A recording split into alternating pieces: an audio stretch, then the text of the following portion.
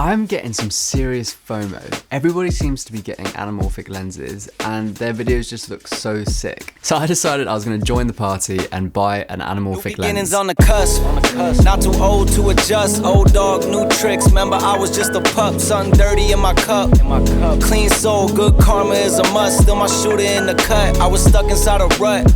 Played the game, made bank, move G. Anything to get a buck. You won't find me in the club. I'm in the lab trying to sharpen up the sword, swinging blades at these scrubs. Bitches flock like bugs to the light, getting right. Treat my hoes like these raps, I don't really got a type. Off top, bullshitting all I decided to go for the Mantis 1.33 times crop T2.0 anamorphic lens from Blazar. There were actually two things that almost made me return this, and I got like freaked out a little bit. So in this video, I'm basically just going to give you my genuine thoughts on whether this was worth it. I'm also going to show you how to fix that major problem that almost made me return it. Subscribe to my channel, you son of a b****. I have this old vintage lens, and I put an adapter on it. Where is it? So I have this like old Pentax K1000 like lens. This is like super stylized, like there's loads of chromatic aberration, like there's distortion in places, it's a bit soft, but this creates like a really vintage look with a bit of film grain on it and like some good LUTs or whatever. But essentially you can make some really stylistic videos with this lens, but there's some serious limitations with it because it's vintage. And I just felt like a lot of the anamorphic lenses on the market were just a bit too vintage looking. And this is where the Blazar Mantis comes into the picture.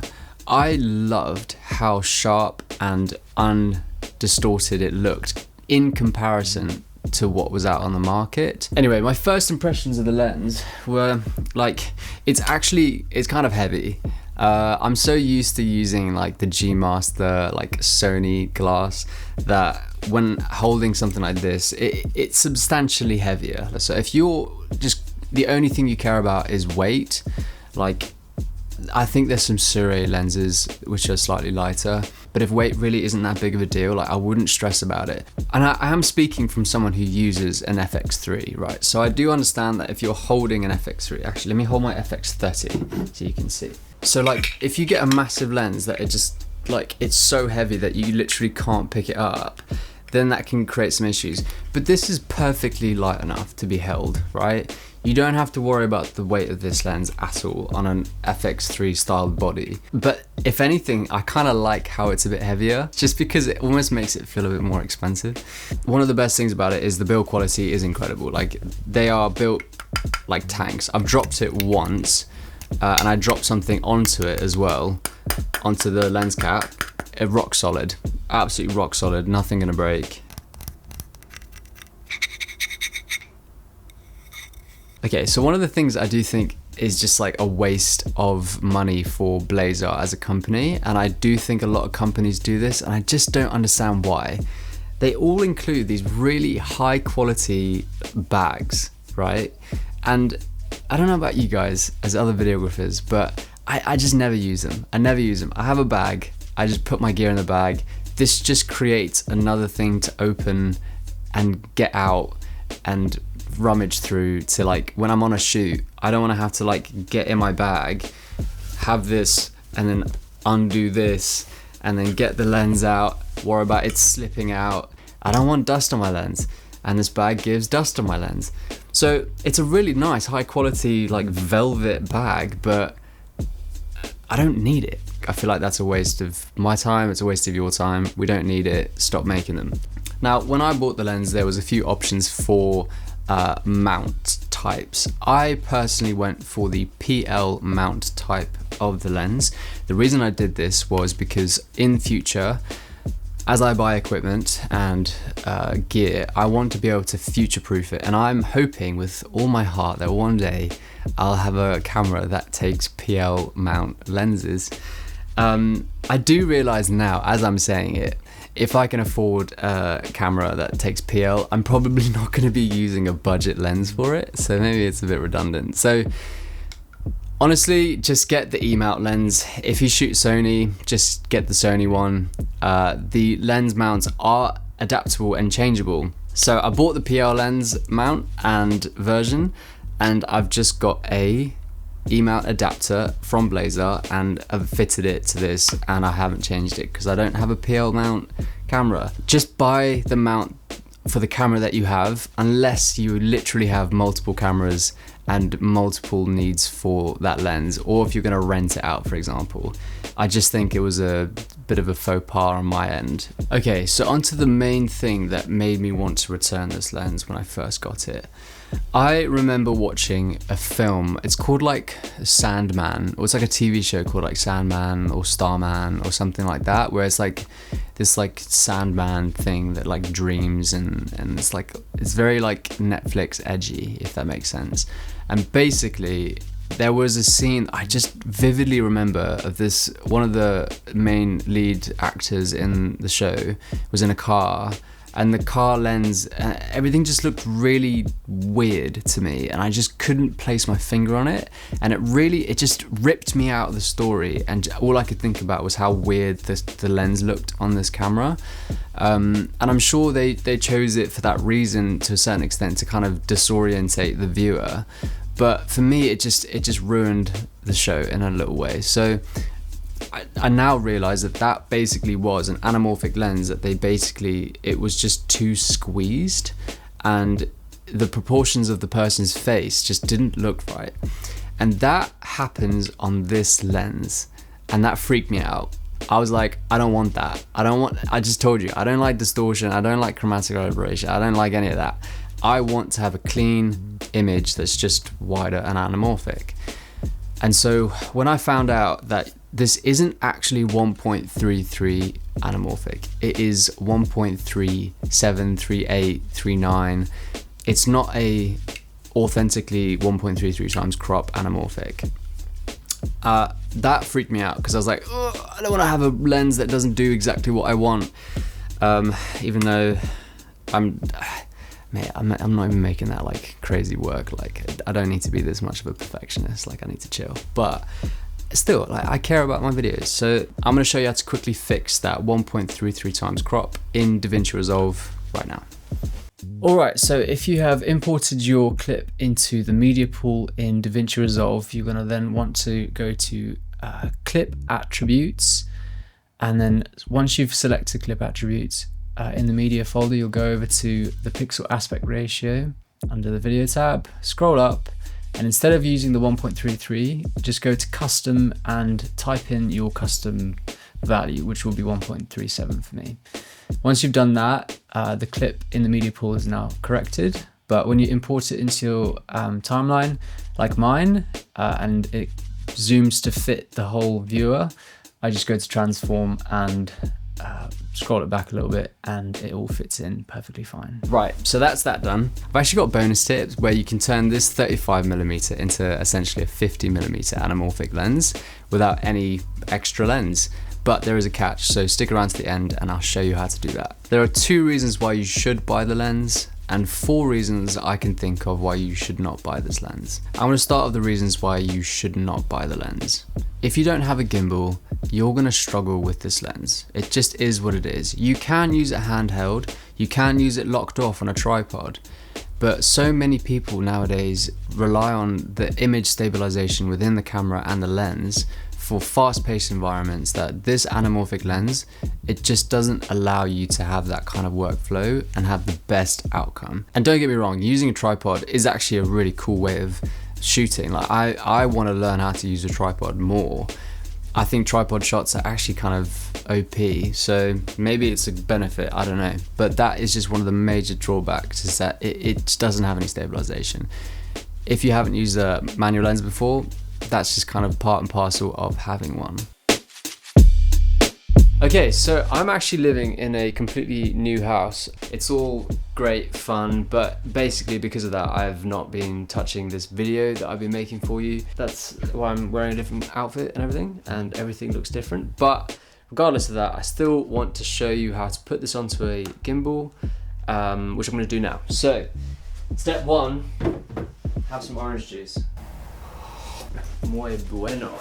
So for this, I'm using the DJI RS3 Pro. I bought this when I owned a Blackmagic 6K Pro. and I needed the big one because 6K Pro is a beast of a camera. It's absolutely gigantic, and it was very heavy. I'd highly recommend getting a quick release plate because what it does, it just makes life so quick when you're on set. You can basically take it off the tripod and within seconds,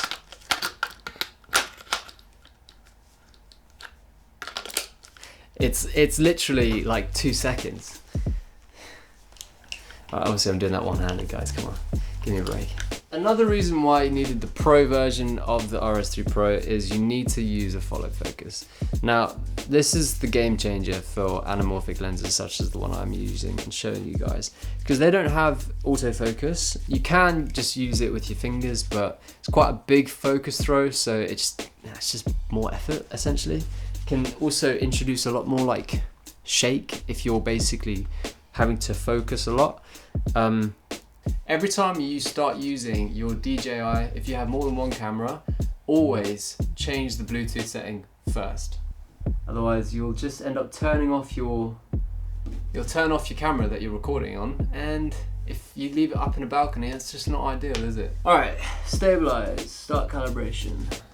Oh, what's that doing that for?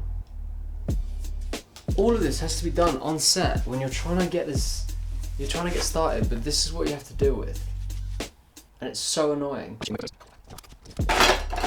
Bloody ruler. Right, well this is what I'm talking about, right? I have just spent the last 20-30 minutes trying to put this flipping camera and that lens onto my gimbal. It has nothing to do with this lens, but manual lenses are just such a faff when you are on set for like a wedding or an event. Unless you are planning on filming the entire event with that camera and that lens on that gimbal, there's almost no point in doing that setup. I don't know, I find it so annoying, and it just takes all the enjoyment out of my life. Yeah, if you're gonna use manual lenses, that's kind of the process. Another reason why you might not want this, which is kind of a silly one to say, but if you don't like the aspect ratio of an anamorphic video, I didn't realize I'd struggle with this, but I actually do. I think on most 4K timelines, like the aspect ratio is like 2160 on like the vertical, and I just take out the 160 and make it like 2000. So like that's what I'm used to, and I always thought that was like wide enough for things like LinkedIn, YouTube, stuff like that, to give you a bit more of a cinematic, wider aspect ratio, but not really like that extreme. When I've made edits with this anamorphic lens, it significantly widens it and it shortens the vertical aspect of the aspect ratio. I mainly run into this issue because I have seen this trend online recently of open gate videos where people are kind of getting a bit more of like a square 3:1 or 2:3, or I don't know what the ratio is, but it's like that slightly more like open gate kind of look, and that's trending at the moment. And if you're going to post a video on things like Instagram or LinkedIn as a carousel rather than like a reel, having the anamorphic aspect ratio, it significantly reduces what you can see on the feed. So like I don't know if it's worth it if you're trying to make videos for social media or like online kind of social media things. However, if you're trying to make videos for like wedding videos, for example, like that's a major part of what I do, is people will watch those on their TVs at home or on their laptops, and they may post it, but for them it's really more of like a cinematic experience, which an anamorphic lens does give them. So it's just something to consider. It significantly changes the aspect ratio, which is what you think you want, but in today's social media landscape, it actually might not be what you want. So just keep that in mind. As I was growing up and sort of learning videography, I heard from so many other people that like influenced my videography journey that the best thing they ever did was to use a manual lens to learn how a camera works. Now, that's not wrong. If you want to learn how aperture, ISO and shutter speed or frame rate like all links together to create like a correct exposure, using a manual lens is a really good way of doing that, specifically for the aperture aspect of it. But to be honest, if you're starting out and you want to make good videos, I don't think you need to know that yet. I think you need a lens that can just get the job done effortlessly, so you can focus on framing, on tripod shots, on lighting, on audio, because those things impact videos far more than the aspect ratio of a video or how wide a video is. Also, a massive drawback, it doesn't have autofocus. So if you're a beginner and you're trying to use this, autofocus is massive. Like if you don't have a gimbal that you can put it on and rack focus with a gimbal, you're gonna have to do it handheld, which includes like it's just a stress, it's stressful, okay? If you're new to videography, I just don't recommend this lens. Do what you want, at the end of the day, it's your money, I don't really care, but like, I just don't think it's gonna be beneficial for your growth as a videographer. Just my 2 cents on the situation, but you do you. The fourth reason I think you should not buy this lens is if you are a professional videographer and you have extra income and you are just shopping around trying to give yourself an excuse to buy more gear, when you know deep down you don't need this lens. You don't need it. I bought this lens because I watched a YouTube video and I was like, flip it, I'm gonna buy it because I have some extra income. Now, if you're trying to be a successful videographer and you don't really need an anamorphic lens for your work, it's not worth it. I know it's an affordable anamorphic lens, it's a budget lens, but it's still like £700. It's still like $800 or $900. Just keep that money in an emergency fund. Invest it into a index fund tracking the S&P 500. Like, use that money more effectively and become a better business owner rather than spending it on a lens that collects dust because you use it a couple times. Like, just be wise about it. If you're trying to be a successful entrepreneur and business person, like, you just don't need this lens. If you're in the mindset a little bit like me last year, where you're just trying to buy equipment so you can expense it against your taxes and income so you don't have to pay as much tax, like, I get it, but at the same time, you're damaging your profitability as a company, and at the end of the day, you want to be profitable. Paying tax isn't a horrible thing. Obviously, you want to reduce it as much as possible so you don't have to pay as much and you can keep a lot of that in the business, but don't just buy equipment as an excuse, because at the end of the day, you're just doing that so you can like get that high from buying stuff on Amazon, and then you get like all that excitement and you get that dopamine rush, and then you have this thing and then it just goes away. Stop chasing the dopamine high from buying video gear. You don't need it. You're gonna survive. Life goes on. Just keep focusing on your craft, keep focusing on your business, and keep focusing on growing a successful company. You got this, all right? Okay, the 2 reasons why you should buy this lens is if you are looking for a anamorphic lens for an FX3 or 16:9 sensor that does not do open gate. This is the lens you want because 1.33 times crop is really useful. There's loads of videos on YouTube about why it's more useful. I would recommend going to watch those. They're much more technical than I am, but essentially this lens is perfect for people like me who use an FX3 for their shoots, or an FX30, or even FX2. Blech. Let's not talk about FX2 yet. It's got the oval aperture, it's got that nice bokeh, it's got a reasonable aspect ratio or like width for it. Like, if you want an anamorphic lens and you really want one and you use an FX3 or something like that, get this one, it's perfect. And the second reason, and this is the main reason why I bought this lens, is it engages your creativity as a videographer. I was getting kind of stuck in a bit of a stylistic rut, and I just kept making the same sort of thing that just felt a little bit generic and boring. This lens has definitely helped me to kind of break that cycle of generic filmmaking for my clients, and I hope as I continue to use it, it's gonna help me to be more creative and think of different styled shots for my videos. And that's kind of the main reason why I bought it. That is straight up just fun. Like, I love it. It's just so enjoyable. Once you get through the heartbreak of realizing how annoying it is to set this camera up, I tell you what, it is inspiring. Soft light falls on quiet sand. You almost leaned in. Shadows move, skin to skin. Something unspoken. Will you let me in? You and I will always have that one night. Come morning light, we'll always have that sunrise. We'll always have that sunrise.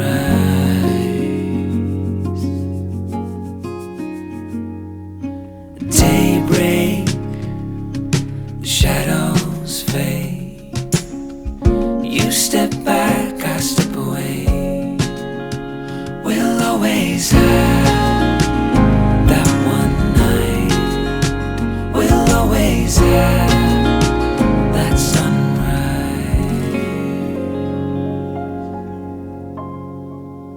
Oh yeah, I forgot the bonus tip. What you gotta do is you gotta buy a whole other camera body. And if it's Sony, you gotta buy the FX3 because this is a crop sensor. And a crop sensor means, if you don't already know, you probably saw this coming. If you don't already know, a crop sensor is basically a smaller size sensor, which basically means it zooms in on the lens, and it basically by like a zoom in or punch in ratio of like 1.5. So a 35mm times 1.5 will essentially be like 52.5mm at the same like t-stop. But obviously with a smaller sensor, you don't have as much of a, you know, the blurry bokeh is affected because of the size of the sensor. The smaller the sensor, less blur. Bigger the sensor, more blur. But you do get extra range if you put this lens on an FX3 or smaller sensor styled body. Anyway, that is my review of the 1.33 times 35mm t2.8 anamorphic lens by Blazar. I hope you had a good time watching this video. If you liked it, subscribe. Thanks.